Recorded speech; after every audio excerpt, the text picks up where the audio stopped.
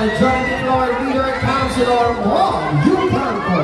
Mga minamahal po namin taga Distrito 5, kasama na po natin ang ating minamahal na Vice Alcalde, Vice Mayor Chia Pienza, at Jorge Isko Moreno Tomagoso.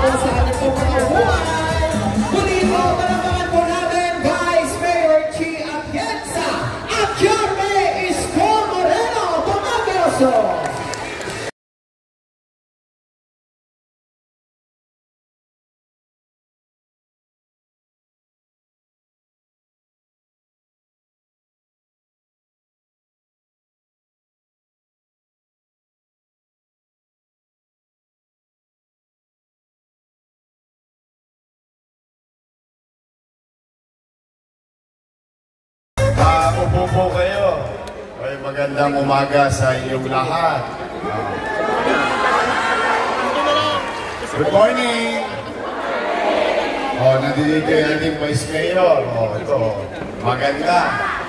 Pag nakita niyo pa lang, nangingiti na kayo. Ating mga kusyan, mga katulong natin, si Che Borromeo, Tolma, ang ating Majority Floor Leader, Monyo Pangco, dito, yung inyong SK Federation, taga 5th District din, si Yanyan Ibay, at saka si JB, Ison, at saka si Bobby. Ito po, gusto ko lang ipaalam sa inyo, anong uri ba ito ng programa? Kasi yung parang, siguro ngayon lang ito nakita ang programa, no? Na first time na usually, yung mga tao, naghahanap ng malalapitan. Yun ang normal. Tama naman yun. Bawat. May pangangailangan ka, may sakit ka, may problema ka. Hanapin mo yung gobyerno. Kung sinong tao sa gobyerno. Madalas, katulad ko. Ako 30 years na ako sa public service sa Manila. Usually, ang pinupuntahan, konsehal, congressman. Una-muna si chairman. Chairman, baka naman. Siyempre, minsan naman, meron si chairman, minsan wala. Si kagawad, ganun din. Tapos pupunta kayo sa mga opisina. Tama naman yun. Baka makatulong, diba?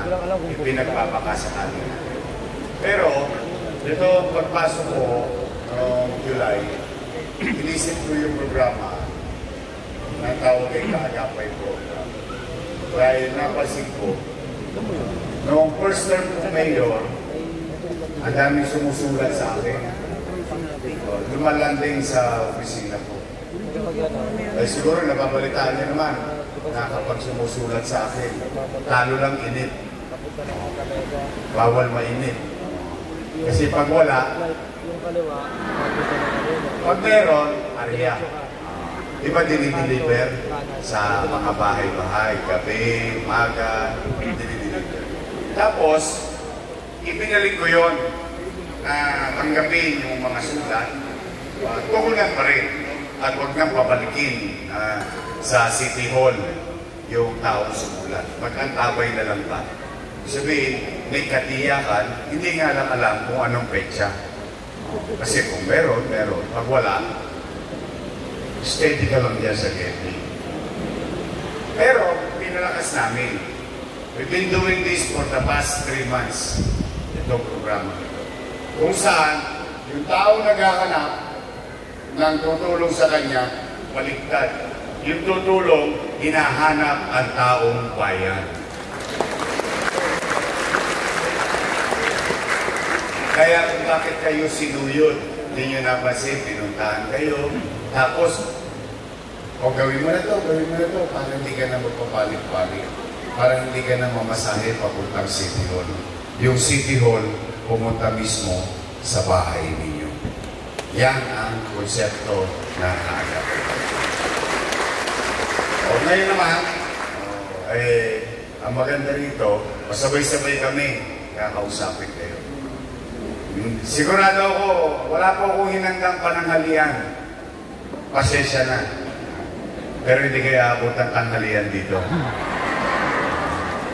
Opo, mabilis lang po ito. So muli, itong programa itong ginagawa ng inyong pamalang Luzon ay para sa inyo.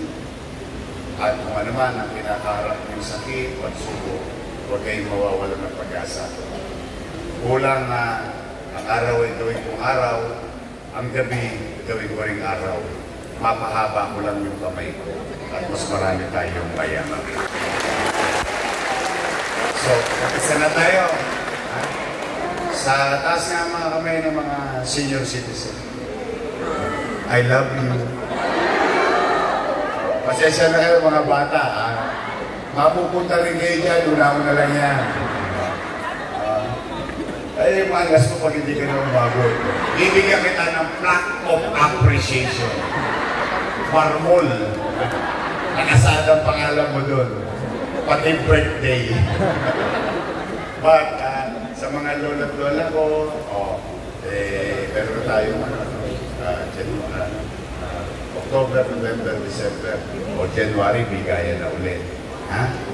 Ngayon, pero meron na tayo, kami ni Vice Mayor at mga kusihal ninyo, kahit tipid na tipid tayo. Yung naumpisahan ko ng programa nung araw, yung bawat pamilyang Manileño, pag may mapaghaharimunan ngayong Pasko. Okay? Tapos, may special lang extra. Bawat senior, may regalo ulit sa atin. Kapit lang.